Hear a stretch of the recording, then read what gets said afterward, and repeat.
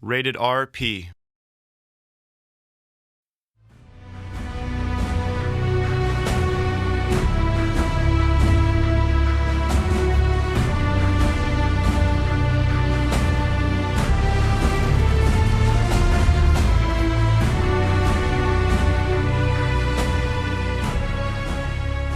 Hello, my name is Martin Walfish and I'm the founder and president of Massive Entertainment. I'm here today to talk to you about World in Conflict, the upcoming franchise from Sierra and Massive Entertainment. The setting for the game is the late 80s and early 90s. Remember the Cold War? Imagine the two superpowers of the time, USA and USSR, and now imagine that the Cold War went really hot. The peace talks fail and a devastating war between the two mighty armies breaks out. In World in Conflict we get to see what that war would have been like. The units and weapons are historically accurate, and so is their function on the battlefield. This means that everybody understands the units and how to use them. T-72s, M1A1 Abrams, Apache helicopters, anti-air guns, snipers, and everything that was available in that era. Now, before I tell you about the single player and the unique multiplayer features, let's take a quick look at how the game works. So the gameplay is tremendously easy. We focus on what people love the most about RTS games, the combat. At the beginning of each map, the player chooses one of four roles: air, armor, support or infantry. So tanks and jeeps for armor, choppers for air role, and so on. The roles are balanced so that every weapon has a counter weapon, for each hero and nemesis. The player has a fixed amount of credits when the game starts.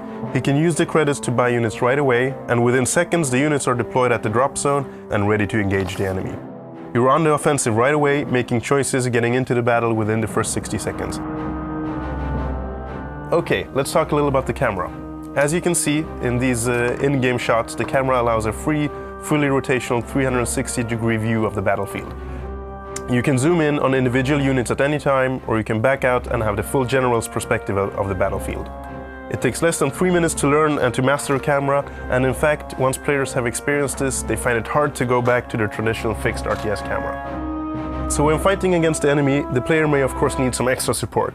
So we have designed something we call tactical aids, powerful support weapons which allow for dramatic turnarounds in the game.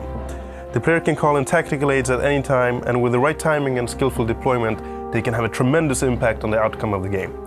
There's the artillery barrage, the airstrikes, napalm showers, tank busters, air-to-air attacks, paratroopers, and of course the awesome tactical nuke, the most powerful nuke seen in any game to date. As the blast wave from the nuke hits the airfield, as you can see, everything in its way is destroyed. On each map you can destroy everything you see. Houses can be blown away, you can crush cars in the streets, forests will burn down, bridges can be blown apart, and so on. The pathfinding is updated accordingly, as you see here, where the tanks are using a shortcut that has opened up thanks to an earlier napalm strike in the forest. And if the bridges have been blown away, you can always order down a bridge layer unit and reappear on the battlefield faster than an enemy expects. Okay, now let's take a look at the single-player campaign in World in Conflict. It's 1989 and history takes a bad turn. The Berlin Wall doesn't fall down and the Cold War doesn't end. It's written by Larry Bond, the co-author of Red Storm Rising and an expert of the era. As the game starts, peace talks fail and suddenly we find the Russians marching into Europe.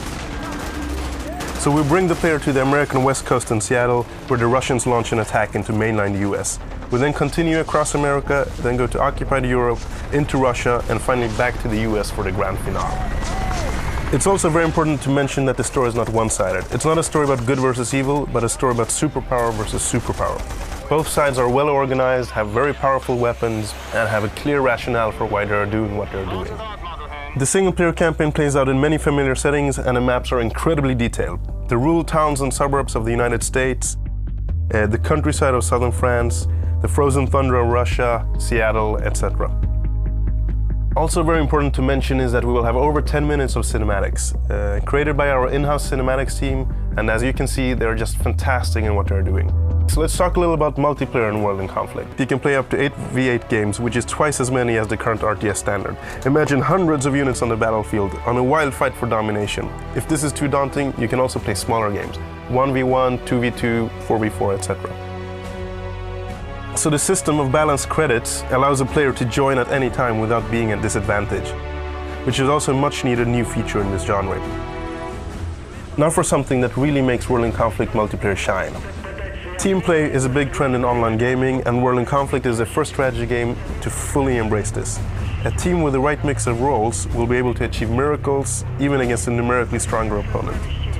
Imagine one player controlling tanks, rolling up a hill, having scout choppers and attack helicopters above him, having infantry and APCs behind him, and then having artillery units further back. That force, that fighting force, is something that no enemy will stand a chance to defend itself against without heavy losses. So it's all about combining your units, combining your teamwork, and giving that enemy what they deserve.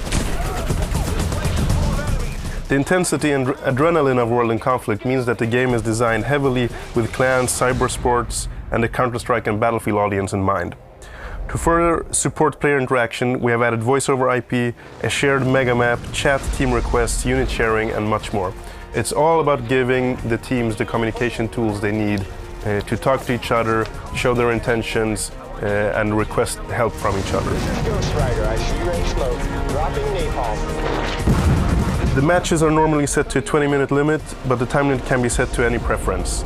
All in all, the multiplayer experience is fast, intense, and extremely accessible. Alright, so there you have it. World in Conflict, the most intense strategy game ever created.